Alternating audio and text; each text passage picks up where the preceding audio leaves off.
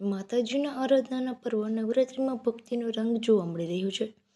માતાજીની પૂજા અર્ચના અને ભક્તિ કરવામાં આવી રહી છે.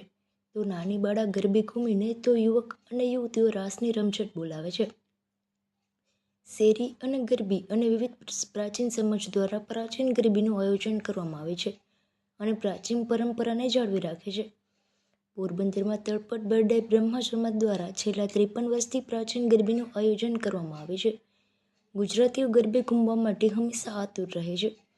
હાલ નવરાત્રિનું પર્વ ચાલી રહ્યું છે ત્યારે રાસની રમઝટ બોલી રહી છે.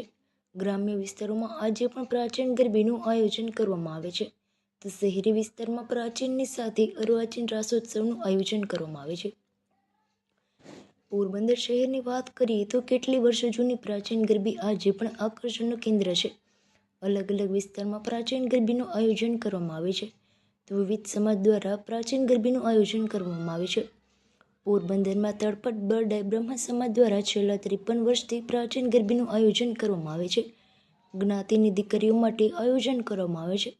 બરડાઈ બ્રહ્મા સમાજના પ્રમુખ દિનેશભાઈ થાનકી અને સેક્રેટરી દેવલભાઈના જોશીના જણાવ્યા અનુસાર પોરબંદરમાં મોટી સંખ્યામાં બરડાઈ બ્રહ્મા સમાજ વસવાટ કરે છે.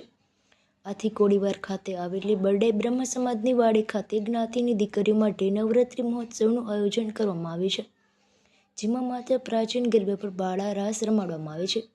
આ વર્ષે 140 જેટલી બાળાઓ છે. માત્ર 4 થી 15 વર્ષ સુધીની બાળાઓને પ્રવેશ આપવામાં આવે છે. નવરાત્રિ મહોત્સવ દરમિયાન જ્ઞાતિના દાતા તરફથી પૂરતો આર્થિક સહયોગ મળે છે, જેના કારણે દર વર્ષે નવરાત્રિનું શ્રેષ્ઠ આયોજન કરવામાં આવે છે. બરડાઈ બ્રહ્મા સમાજના લોકો પારિવારિક માહોલમાં નવરાત્રિ મહોત્સવ માણી શકે તેવા આશયથી આયોજન કરવામાં આવે છે. બાળાઓને ચણિયાચોળી સંસ્થા તરફથી આપવામાં આવે છે અને ગાયક વૃદ્ધોને વાત કરીએ તો જ્ઞાતિના બહેનો અને ભાઈઓ દ્વારા પ્રાચીન ગરબા પર બાળાઓને રાસ રમાડવામાં આવે છે. જ્ઞાતિવાડી ખાતે પ્રતિવર્ષ આયોજન કરવામાં આવે છે, જેમાં જ્ઞાતિ મોટી સંખ્યામાં જ્ઞાતિજનો જોડાઈ અને નવરાત્રિ મહોત્સવની ઉજવણી કરે છે.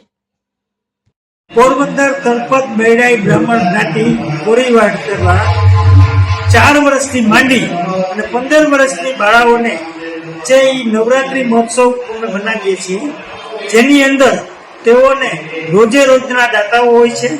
જે આ ઉપરાંત તેને ડ્રેસીસ પણ અહીંથી જ આપવામાં આવે છે અને છેલ્લા 54 વર્ષ થયા આ નવરાત્રિ મહોત્સવ અમે ચલાવીએ છીએ અને દિન પ્રતિદિન ક્રાઉડ વધતો જાય છે અને દેશ વિદેશમાં અમારા જે જ્ઞાતિના માણસો છે તે જોઈ અને ધન્યતા અનુભવે છે અને લાઈવ પણ કરીએ છીએ અમે આનું, જેથી કરી અને વિદેશમાં વસતા અમારા જ્ઞાતિના બંધુઓ ત્યાં જોઈ અને પોતાની લાગણી છે વ્યક્ત કરે છે.